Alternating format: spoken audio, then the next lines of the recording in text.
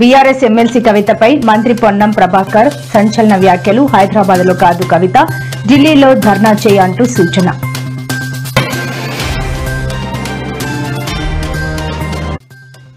నేడు తిరుమల శ్రీవారిని దర్శించుకున్న సినీ నటి రమ్యకృష్ణ ఘనస్వాగతం పలికి దర్శన ఏర్పాట్లు చేపించిన టీటీడీ అధికారులు.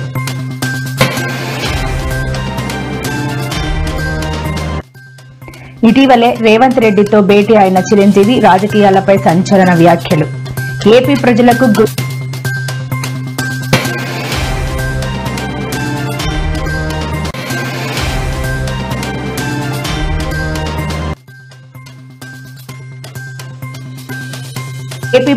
Good news. 25 నుంచి స్మార్ట్ రేషన్ కార్డులు పంపిణీ స్పష్టం చేసిన మంత్రి నాదెండ్ల.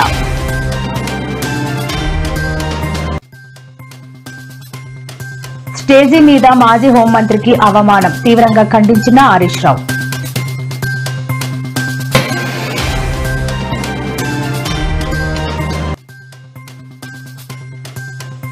నేడు ఏపీ కేబినెట్ భేటీ, మహిళలకు ఉచిత బస్సు ప్రయాణంపై చర్చలు.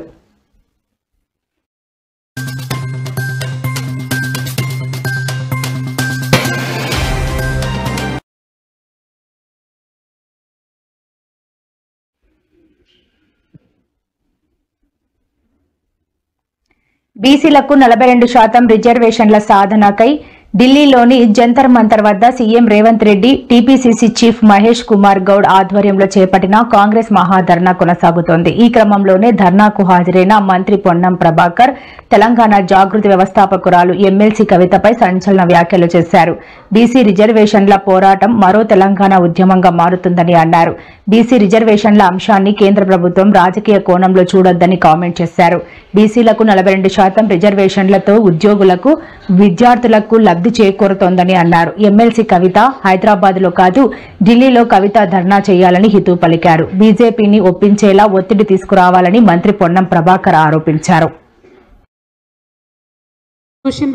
ధర్నా 72 గంటలు మేము తలపెట్టినటువంటి ధర్నాను ప్రభుత్వం చిన్న కుయుక్తితోని మరి కోర్టులో మాకు అనుగుణంగా తీర్పు రాకుండా 5 రోజులు వాళ్ళు టైం అడిగి క్యాన్సిల్ చేయడం జరిగింది. ఎందుకోసం క్యాన్సిల్ చేసిరంటే ఇవాళ అక్కడ ఢిల్లీలో కాంగ్రెస్ పార్టీ వాళ్ళు పెట్టినటువంటి ధర్నా కోసమే మా ధర్నాను బ్రేక్ చేసిరని చెప్పి మేము బలంగా నమ్ముతా ఉన్నాం. మరి ఇవాళ అక్కడ ఢిల్లీలో 2 రోజుల దీక్షతోని వాళ్ళు ఏం చేస్తారో ఏం సాధిస్తారో కూడా తెలంగాణ ప్రజల ముంగట ఉంటుంది. మేము మళ్ళీ డిమాండ్ చేస్తున్నాం, మీరు రాష్ట్రపతి గారి దగ్గరికి వెళ్ళాలి. రాష్ట్రపతి గారు ఇంకా కూడా బీసీ బిల్లును తొక్కుపట్టే ప్రయత్నం చేస్తే మీరు సుప్రీంకోర్టుకు వెళ్ళాలి. ఆర్డినెన్స్ని గవర్నర్ ఆపితే మీరు సుప్రీంకోర్టుకు పోవాలి. అటువంటి నిర్దిష్టమైనటువంటి చర్యలు చేయకుండా మీరు ఎన్ని ఊకదంపుడు ఉపన్యాసాలు చెప్పినా కేవలం అది తెలంగాణ బిడ్డలను మోసం చేస్తున్నారని మేము భావించాల్సి ఉంటుందని ప్రభుత్వాన్ని మళ్ళీ ఒకసారి హెచ్చరిక చేస్తూ, దొంగ దీక్షలు కాదు నిజమైన దీక్షలు చేయండి, రిజల్ట్ వచ్చే దీక్షలు చేయండి, రిజల్ట్ వచ్చే పనులు చేయాలని ప్రభుత్వాన్ని డిమాండ్ చేస్తూ ఉన్నాను. ఇవాళ తిరుమల శ్రీవారిని సినీ నటి రమ్యకృష్ణ దర్శించుకున్నారు. ఈ రోజు వేకువజామున వీఐపీ ప్రారంభ విరామ దర్శన సమయంలో ఆమె స్వామివారి సేవలో పాల్గొన్నారు. టీటీడీ అధికారులు వారికి స్వాగతం పలికి దర్శన ఏర్పాట్లు చేశారు. దర్శనం అనంతరం రంగనాయకుల మండపంలో పండితుల ఆశీర్వచనం చేసి స్వామివారి తీర్థ ప్రసాదాలు అందజేశారు. అలాగే ఇవాళ తెల్లవారుజామున తిరుమల శ్రీ వెంకటేశ్వర స్వామివారిని సిక్కిం ముఖ్యమంత్రి ప్రేమ్ సింగ్ తమంగ్, కర్ణాటక హోంమంత్రి పరమేశ్వర్ దర్శించుకున్నారు.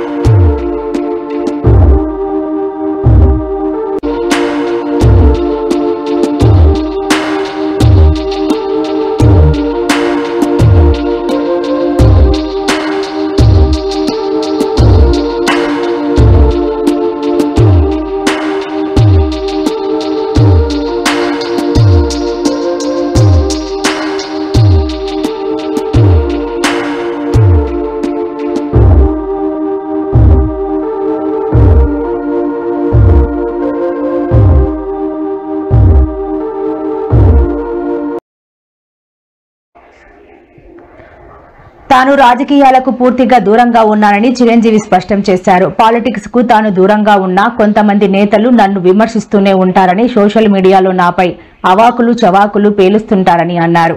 రాజకీయ విమర్శలపై నేను పెద్దగా స్పందించనని సంచలన కామెంట్ చేశారు.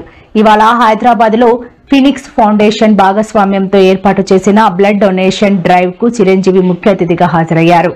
ఈ సందర్భంగా మాట్లాడిన ఆయన, ఈ మధ్య ఓ నాయకుడు నన్ను అకారణంగా మాటలు అన్నారు. ఆ తర్వాత ఆయన ఓ ప్రాంతానికి వెళ్తే అక్కడ ఓ మహిళ అడ్డుకుని ఎదురు తిరిగింది. నాపై చెడు రాతలు రాసేవారికి, మాట్లాడేవారికి నేను చేసే మంచే సమాధానమని చిరంజీవి అన్నారు.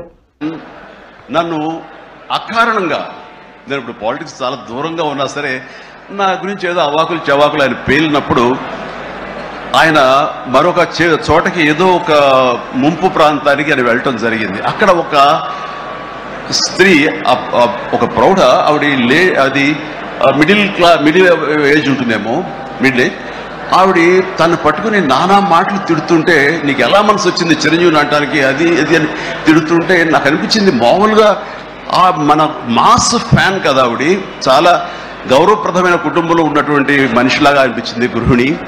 ఆవిడ ఎందుకు అంత ఇదిగా మాట్లాడుతుంది, ఆవిడెవరు, ఆవిడ చూస్తే మామూలుగా సినిమా ఫ్యాన్ లాగానో చిరంజీవికి వీరాభిమానంగానో కాదు, ఏదో ఇంకేదో ఉందంటూ నాకు అనిపించి ఆవిడ గురించి తెలుసుకోవాలని మన జర్నలిస్ట్ సోదరు పంపించి తెలుసుకోవాలంటే వాళ్ళు చేసినటువంటి ఇంటర్వ్యూలో విజువల్స్ నాకు చూపించారు. ఏంటమ్మా అంత ఇదిగా, ఆయనకి వీరాభిమానం అంటే అభిమానం సినిమాభిమానం కాదయ్యా, ఆయన వ్యక్తిత్వానికి అభిమానం అంటే చెప్పినప్పుడు నా మనసు టచ్ అయింది. ఏంటమ్మా అంత ఇదిగా, ఏంటమ్మా ఆయన మీకు ఏమైనా సహాయం చేశారా, ఏం చేశారంటే సహాయం చేయటం అయ్యా, నా బిడ్డ ప్రాణాలను కాపాడాడు. ఎవరో చెప్పారు చిరంజీవికి ఫోన్ చేయపోయావమ్మని, నేనేంటి చిరంజీవి ఫోన్ చేయటువంటి, ఎక్కడ నుంచి చేయగలను, ఆయన ఎక్కడో ఉంటాడు, ఎలా చేయాలి ఫోన్ అని తెలియని పరిస్థితుల్లో, లేదమ్మా బ్లడ్ బ్యాంక్ చేయి, వాళ్ళు ఖచ్చితంగా ఎత్తుతారు ఫోను, నీకు కావాలి సహాయం చేస్తారంటే వాళ్ళు గంటల్లో కావాలి, అది ఎక్కడో ఉంది హైదరాబాద్లో, ఎలాగొస్తుందో అనుకున్నాను. కానీ అయినా సరే ఎక్కడో ఆశ చావక ఫోన్ చేయడం జరిగింది. ఫోన్ చేసిన తర్వాత అక్కడ స్పందించి అక్కడ సిబ్బంది వెంటనే రాజమండ్రి పరిసర ప్రాంతాల్లో ఉన్న అభిమానులు, ఆ బ్లడ్ గ్రూప్ ఎవరికైతే ఉందో అభిమానుల్ని వెంటనే పంపించేయడం ఏంటి, అవర్స్లో వాళ్ళు హాస్పిటల్కి, నియరెస్ట్ హాస్పిటల్కి వెళ్ళి బ్లడ్ ఇవ్వటం ఏంటి, దాని నుంచి ప్లేట్లెట్స్ వేరు చేయటువంటి, ఆ బిడ్డకి ఎక్కించడం ఏంటి, తెల్లారిసరికల్ ఆ బిడ్డ మళ్ళీ తిరిగి ఎంతో ప్రాణాలతో బతికాడు. ఇది ఈడనేవాడు. ఆయన కనుక సమయానికి చేయకపోయేవాడు నా బిడ్డ ఏమైపోయాడు. అలాంటి మనుషుల ఈ తుచ్చులు నీచులు కలిసి నేను మాట్లాడారు. వాడిని నాకు సరిపోలేదు, దగ్గరికి వెళ్ళి ఏమి చేసేదాన్ని చెప్పేసి అప్పుడు అంటుంటే, సో ఆ తర్వాత మళ్ళీ ఆ సదరు రాజకీయ నాయకుడు మళ్ళీ ఎక్కడా మాట్లాడేది నాకైతే వినపడలేదు. అంటే వాళ్ళకు కూడా మనసు ఉంటుంది కదా, వాళ్ళకి ఒక అంతరాత్మ ఉంటుంది కదా, వాళ్ళకి తెలుసు. ఇంటికి వెళ్ళేసరికి ఆయన అంతరాత్మ చెప్పబోయిన ఇంట్లో వైఫ్ అని చెప్పుద్ది, ఏంటి చెప్పు నోరు అని. సో ఇట్లాగా ఇలా ఉంటుంది.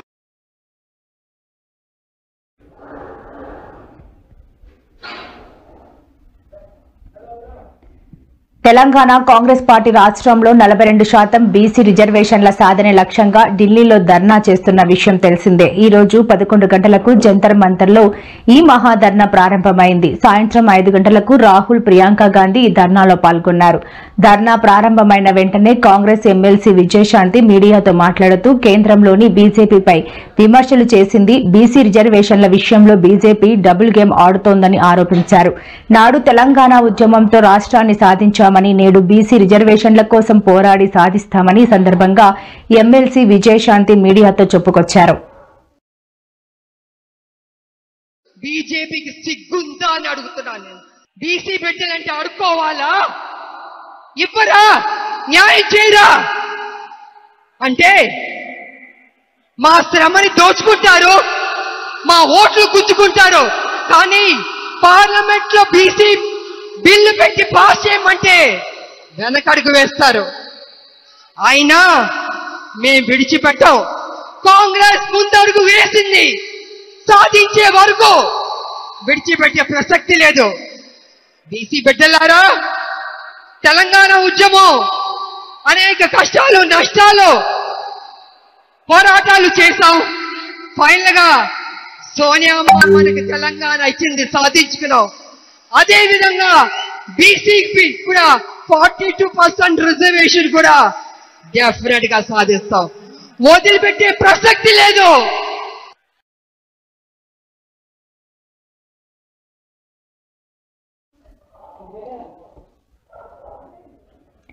మంగళవారం మహేశ్వరం నియోజకవర్గంలో కొత్త రేషన్ కార్డుల పంపిణీ కార్యక్రమం జరిగింది. ఈ కార్యక్రమంలో స్టేజీ పైన ఉన్న మాజీ మంత్రి స్థానిక ఎమ్మెల్యే సబితా ఇంద్రారెడ్డి ప్రోటోకాల్ పాటించడం లేదని మంత్రి శ్రీధర్ బాబుపై సీరియస్ అయ్యారు. అదే సమయంలో కాంగ్రెస్ నేతలు కార్యకర్తలు ఆమెకు వ్యతిరేకంగా నినాదాలు చేశారు. దీంతో ప్రభుత్వ కార్యక్రమంలో మాజీ హోంమంత్రికి అవమానం జరిగిందని బీఆర్ఎస్ నేతలు ఫైర్ అవుతున్నారు. ఇందులో భాగంగా మాజీ హోంమంత్రి సబితా ఇంద్రారెడ్డి పట్ల కాంగ్రెస్ ప్రభుత్వం వ్యవహరించిన తీరును తీవ్రంగా ఖండిస్తున్నామని హరీష్ రావు తెలిపారు. ఇందిరమ్మ రాజ్యమని చెప్పుకుంటూ మహిళా సభ్యురాలి పట్ల ఇంత కర్కశంగా అవమానకరంగా వ్యవహరించడం సిగ్గుచేటు అని మండిపడ్డారు.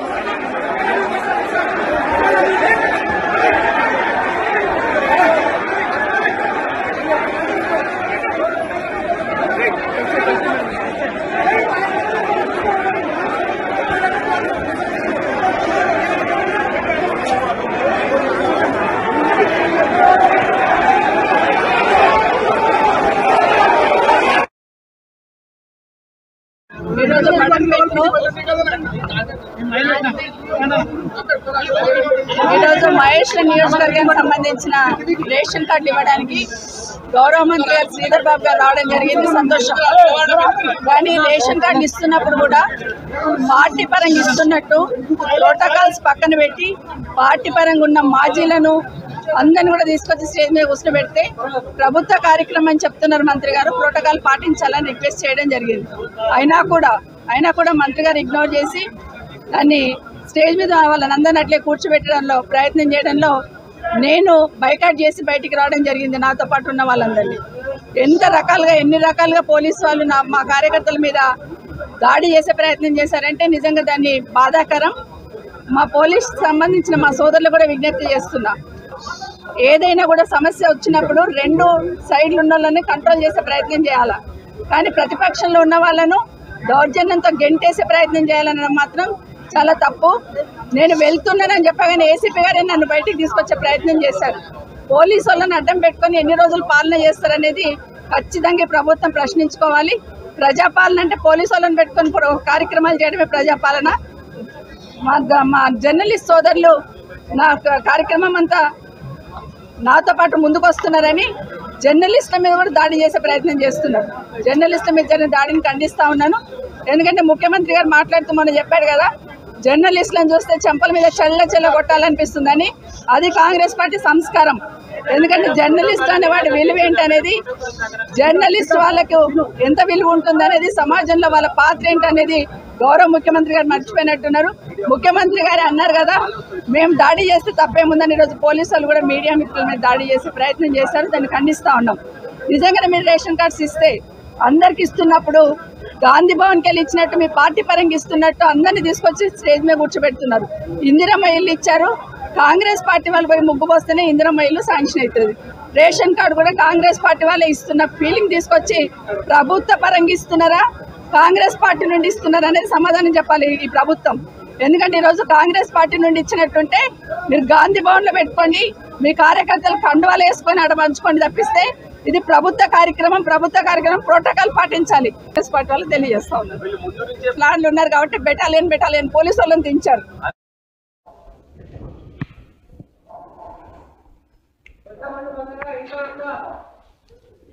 ఏపీ సీఎం చంద్రబాబు అధ్యక్షతన వెలగపూడిలోని సచివాలయంలో ఇవాళ కేబినెట్ భేటీ జరిగింది. ఈ రోజు ఉదయం 11 గంటలకు ఈ సమావేశం జరిగింది. ఈ సమావేశానికి డిప్యూటీ సీఎం పవన్ కళ్యాణ్ తో పాటు మంత్రులు, ప్రభుత్వ సలహాదారులు, ఇతర ఉన్నతాధికారులు హాజరు కానున్నారు. ఈ సందర్భంగా సమావేశంలో ప్రధానంగా మహిళలకు ఆర్టీసీ ఉచిత బస్సు ప్రయాణంపై చర్చించారు. ఈ క్రమంలో ఉచిత బస్సు ప్రయాణం పథకం ఆగస్టు 15 నుంచి అమలుకు ఆమోదం తెలపనున్నారు. దీనికి సంబంధించి అధికారికంగా పేరును ఖరారు చేసి ప్రకటిస్తారు. ఈ నేపథ్యంలో సీఎం చంద్రబాబు మంత్రులు సింగపూర్ పర్యటన, లిక్కర్ కేసులు, అసెంబ్లీ సమావేశాల నిర్వహణపై సీఎం చంద్రబాబు ఉన్నత స్థాయి సమీక్ష నిర్వహించారు.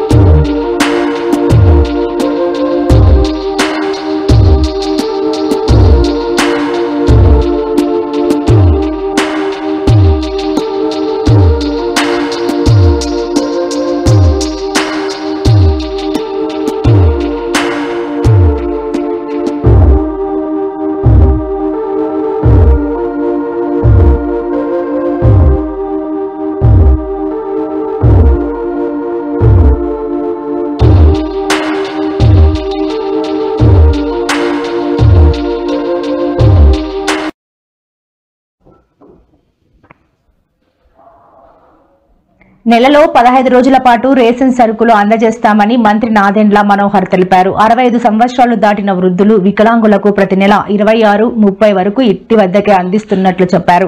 గ్యాస్ రాయితీ గురించి మాట్లాడుతూ దీపం పథకం ద్వారా ఫేజ్ 1లో 1 కోటి మందికి, ఫేజ్ 2లో 95 లక్షల మందికి సబ్సిడీ అందినట్లు తెలిపారు. ఇక ఫేజ్ 3లో కొన్ని సాంకేతిక సమస్యలున్నాయని వాటిని పరిష్కరించి లబ్ధిదారులకు రాయితీ అందేలా చర్యలు చేపడతామని తెలిపారు.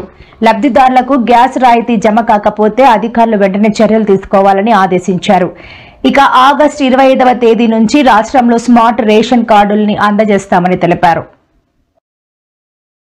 కొత్త కార్డ్స్ ఇవి ఈ విధంగా క్రెడిట్ కార్డ్ సైజ్ లో ఉంటాయి. సో ఇవి దీనికి విల్ ఆల్సో హ్యావ్ పైకి చూపించాలా ఏటీఎం కార్డ్ కనపడేది కాదు, పెద్ద కార్డు ఉన్నా కూడా మీకు కనపడేది కాదు. ఇక్కడ ఏంటంటే చాలా క్లియర్ గా మీకు కనపడేటట్టు ఈ ఏర్పాటు చేసాం. కూటమి ప్రభుత్వం వచ్చిన తర్వాత ఇంటికాడే రేషన్ ఇమ్మన్నారా, మీరు వెళ్ళి దుకాణం దగ్గర నిల్చోకుండా ఇంటికాడే ఇస్తా ఉన్నాము. 15 రోజుల వరకు ఓపెన్ ఉంటుంది దుకాణం.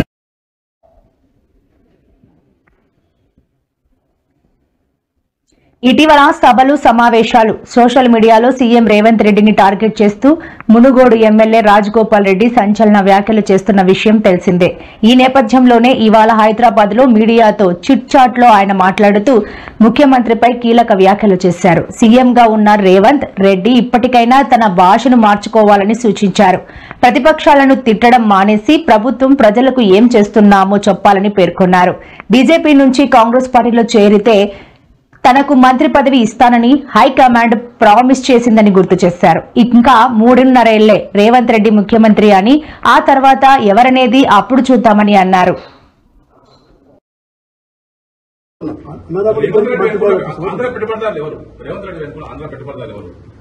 ఇక మీకు 1, 2, 3, 4, 5, 6, 20 మంది ఉన్నారు. ఈ రాష్ట్రాన్ని దోసుకుంటున్న ఇప్పుడు కూడా రాబోయే రోజుల్లో సమయం వచ్చినప్పుడు వాళ్ళ బండారం బయట పెడతా.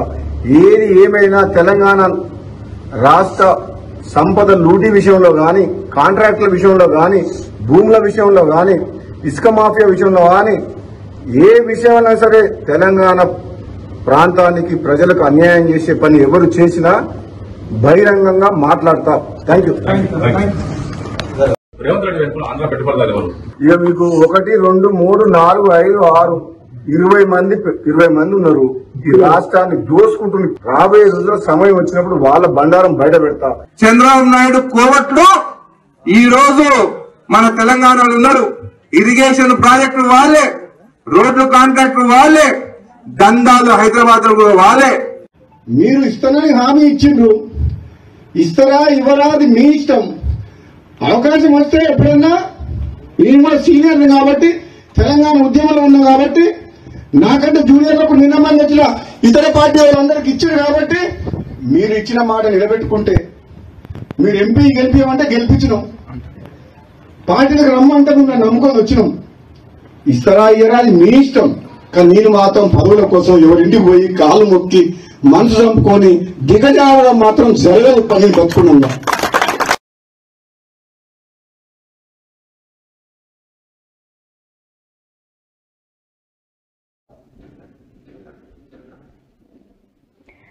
వైఎస్ఆర్ కాంగ్రెస్ పార్టీ అధ్యక్షులు మాజీ ముఖ్యమంత్రి వైఎస్ జగన్మోహన్ రెడ్డి ఇవాళ నంద్యాల జిల్లా డోన్లో పర్యటించారు. మాజీ మంత్రి బుగ్గన రాజేంద్రనాథ్ కుమారుడి వివాహ రిసెప్షన్ కు హాజరయ్యారు. డోన్ దత్తాత్రేయ స్వామి గుడి దగ్గర జరిగిన వెడ్డింగ్ రిసెప్షన్ లో నూతన వధూవరులు అనన్యారెడ్డి, బుగ్గన అర్జున్ అమర్నాథ్లకు వైఎస్ జగన్ వివాహ శుభాకాంక్షలు తెలిపి ఆశీర్వదించారు. డోన్ కు వచ్చిన వైఎస్ జగన్ కు బుగ్గన రాజేంద్రనాథ్ రెడ్డి, ఎమ్మెల్యే విరూపాక్షి, పార్టీ నేతలు ఎస్వి మోహన్ రెడ్డి, శిల్పా చక్రపాణి రెడ్డి, నాగిరెడ్డి తదితరులు ఘనస్వాగతం పలికారు. వైఎస్ జగన్ తో కరచాలనం చేసేందుకు పార్టీ శ్రేణులు, అభిమానులు, స్థానికులు పోటీ పడ్డారు. అందరికీ వైఎస్ జగన్ అభివాదం చేస్తూ ముందుకు సాగారు.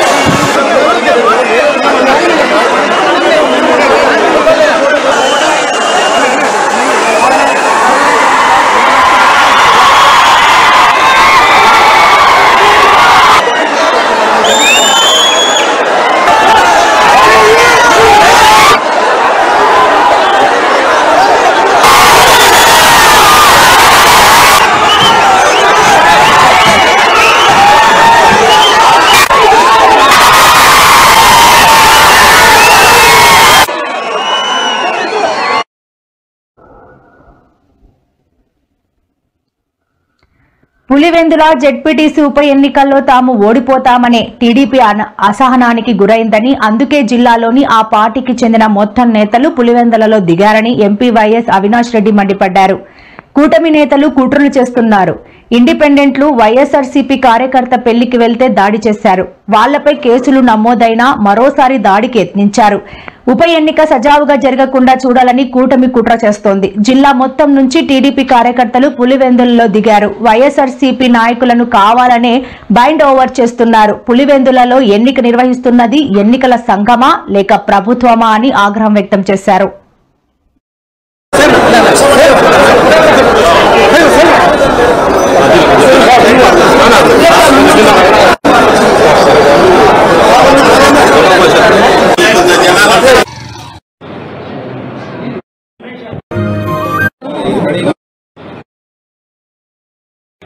ఈ తప్పుడు ప్రయత్నం చేస్తున్నాడు. ఈ గూండా రాజ్యాన్ని అలవాటు చేస్తున్నాడు నారా చంద్రబాబు నాయుడు గారు. కానీ ఇవాళ తెలుగుదేశం వాళ్ళు ఎవడెవడైతే తెలుగుదేశం వాళ్ళు ఇవాళ ఈ కారులు ఎక్కి అధికార మదంతో మీరు కత్తులతో హింసతో ఈ రకంగా దాడులు చేసే పరిస్థితి పులివెందుల్లో ఉంటే ఇల్లలకగానే పండగ కాదు. రేపు జగన్ వచ్చిన తర్వాత మీ కర్మ ఏంటో కూడా ఆలోచించుకోమని ఇవాళే మీకు హెచ్చరిక చేస్తున్నాం. మీ కర్మ ఏ కర్మగా పట్టబోతుందో అనేది కూడా హెచ్చరిక చేస్తున్నాం. ఇవాళ చంద్రబాబు నాయుడు ఉన్నాడు, అధికార మదం ఉంది, మరొక 3 ఏళ్ళు ఉంటుంది, 3.5 ఏళ్ళు ఉంటుంది అని చెప్పని ఈ రకంగా మీరు హింసతో ఎన్నికలను గెలుద్దాం అనుకుంటే, భయభ్రాంతులు చేసి పులివెందుల్లో ఎన్నికని గెలుద్దాం అనుకుంటే కనుక, గెలిచినట్టు మీరు చిత్రీకరిద్దాం అనుకుంటే కనుక ఇళ్ళగానే పండగ కాదు. ఖచ్చితంగా మరో 3 సంవత్సరాలు 3.5 సంవత్సరాల్లో మీకు ఏ గతి పట్టబోతుందో, ఏ కర్మ అనుభవించబోతారో, మీ కర్మ పగవాడికి కూడా రాగోదని మీరు ఏడ్చే రోజు వస్తుందని కూడా మీరు గుర్తుంచుకోమని చెప్పని కూడా హెచ్చరిక చేస్తూ